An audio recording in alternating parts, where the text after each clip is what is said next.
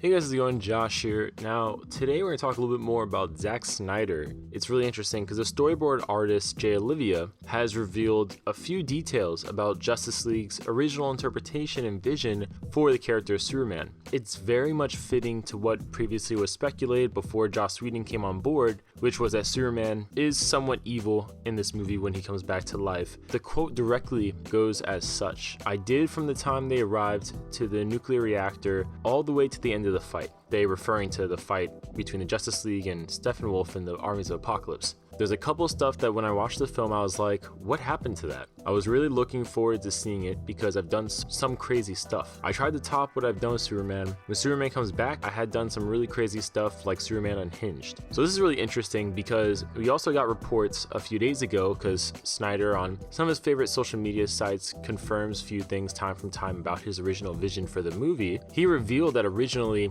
Batman was going to be killed in a presumed Justice League 2. This is really interesting, but I think it really shows a problem with Snyder's vision for these movies. And I think a lot of it boils down to when he was brought on, he wasn't brought on to make a DC cinematic universe. He was brought on to make a realistic, somewhat Nolan-esque interpretation of the Superman character. And I think based on Zack Snyder's background and his previous films, this isn't something to be surprised about. I do definitely think that he gave them what they asked for, in the sense where, as Zack Snyder, he gave them what Zack Snyder would do with the character of Superman and stuff like that. So Zack Snyder was never looking to make an ever-expanding universe. He was interested in making a point A, point B, point C, conclusion, that's it, kind of film endeavor. So I think it's different for sure, yeah, but at the same time, I am surprised that he was willing to take these characters such far places. And not just like far places in general, but far dark places, like Superman being unhinged, a servant of Darkseid possibly, stuff like that. And besides him being killed, and then Batman,